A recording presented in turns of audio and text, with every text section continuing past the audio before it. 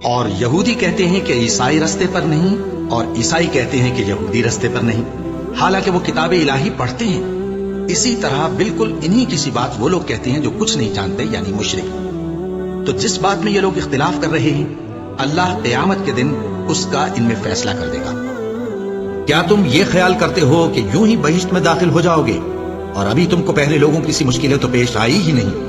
ان کو بڑی بڑی سختیاں اور تکلیفیں پہنچیں اور وہ صعوبتوں میں ہلا ہلا دیے گئے، یہاں تک کہ پیغمبر اور مومن لوگ جو ان کے ساتھ تھے سب پکار اٹھے کہ کب اللہ کی مدد آئے گی۔ دیکھو اللہ کی مدد ان قریب آیا چاہتی ہے۔ اے نبی، لوگ تم سے پوچھتے ہیں کہ اللہ کی راہ میں کس طرح کا مال خرچ کریں۔ کہہ دو کہ جو چاہو خرچ کرو، لیکن جو مال خرچ کرنا چاہو وہ درجہ بدرجہ اہل استحقاق یعنی ماں باپ کو اور قریب کے رشتہ داروں کو اور یتیموں کو اور محتاجوں کو اور مسافروں کو سب کو دو، اور جو بھلائی تم کرو گے اللہ اس کو جانتا ہے۔ اور یہ لوگ اس بات کے قائل ہیں کہ اللہ اولاد رکھتا ہے۔ نہیں، وہ پاک ہے، بلکہ جو کچھ آسمانوں اور زمین میں ہے سب اسی کا ہے اور سب اس کے فرما بردار ہیں۔ وہی آسمانوں اور زمین کا پیدا کرنے والا ہے، اور جب کوئی کام کرنا چاہتا ہے تو اس کو ارشاد فرما دیتا ہے کہ ہو جا، تو وہ ہو جاتا ہے۔ اور جو لوگ کچھ نہیں جانتے یعنی مشرک، وہ کہتے ہیں کہ اللہ ہم سے کلام کیوں نہیں کرتا، یا ہمارے پاس کوئی نشانی کیوں نہیں آتی۔ اسی طرح جو لوگ ان سے پہلے تھے وہ بھی انہی کسی باتیں کیا کرتے تھے۔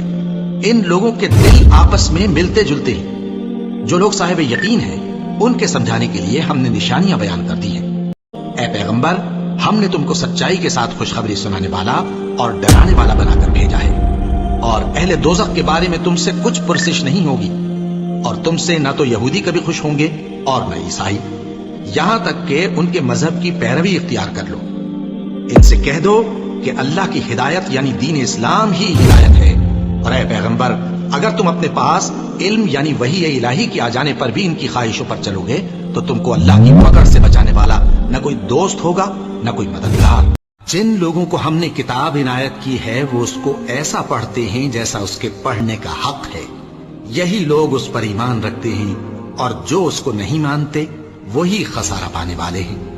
اے بنی اسرائیل، میرے وہ احسان یاد کرو جو میں نے تم پر کیے، اور یہ کہ میں نے تم کو اہل عالم پر فضیلت بخشی، اور اس دن سے ڈرو جب کوئی شخص کسی شخص کے کچھ کام نہ آئے، اور نہ اس سے بدلہ قبول کیا جائے، اور نہ اس کو کسی کی سفارش کچھ فائدہ دے، اور نہ لوگوں کو کسی اور طرح کی مدد مل سکے۔